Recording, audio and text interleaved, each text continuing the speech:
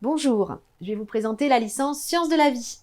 Si vous choisissez une licence Sciences de la vie, eh bien, sachez que elle est orientée vers deux grands domaines, hein, la biologie traditionnelle, microbiologie, physiologie, et puis la biodiversité et l'écologie.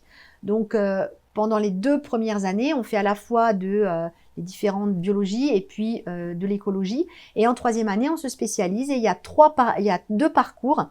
Un parcours de biologie, physiologie, biochimie et un parcours biodiversité, écologie. Donc, au cours des 3 années, hein, vous ferez de la biologie, mais en première et en 2e année, il y aura de la biologie cellulaire, de la biologie végétale, de la biologie animale, en 2e année de la physiologie, de la biochimie et de l'écologie. Et puis en 3e année, eh bien, ce sera plus ciblé vers, si on choisit le parcours biologie, biochimie, physiologie, BBP, l'immunologie, la communication cellulaire, de la bioinformatique, de la génétique, de la biologie moléculaire. Et si on choisit le parcours biodiversité écologie, BE, eh bien, ce sera plus tourné vers les sciences de l'environnement, l'aquaculture, les écosystèmes marins, l'écologie des peuplements, le droit de l'environnement. Donc, vraiment 2 domaines distincts et on se spécialise en 3e année. En première année, en 3e année, on fait aussi des mathématiques appliquées aux sciences de la vie. Et en 3e année, ça se tourne vers les statistiques et les stratégies d'échantillonnage. Vous aurez aussi de l'anglais, hein, régulièrement sur les 6 semestres. Et en 3e année, il y a un stage en entreprise, dans les différents organismes de la place, qui vous permet d'acquérir un petit peu d'expérience pré-professionnelle.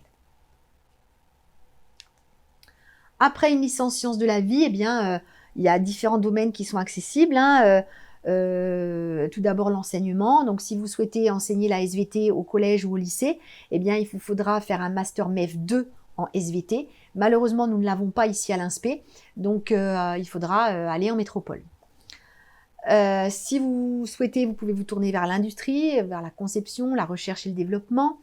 La communication, le journalisme scientifique, la police scientifique. On a certains de nos étudiants qui ont passé des concours pour être dans la police scientifique.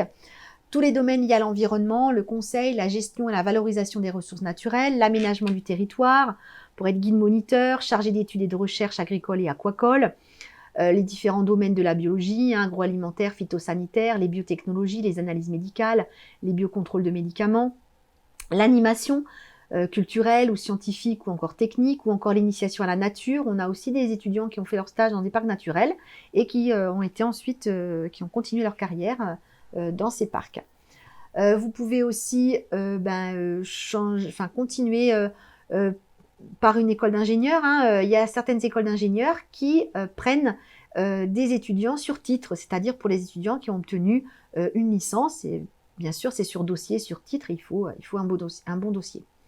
Vous pourrez aussi vous intéresser au domaine de la qualité, de la sécurité, l'industrie alimentaire, la santé, le milieu paramédical avec les biotechnologies, la cosmétique, la nutraceutique, les contrôles de qualité, devenir hygiéniste, biologiste en bactériologie ou encore visiteur médical. Vous pouvez aussi vous tourner vers la recherche, hein, là, vers les universités ou les organismes de recherche. Et là, il faut faire un master recherche et ensuite un doctorat.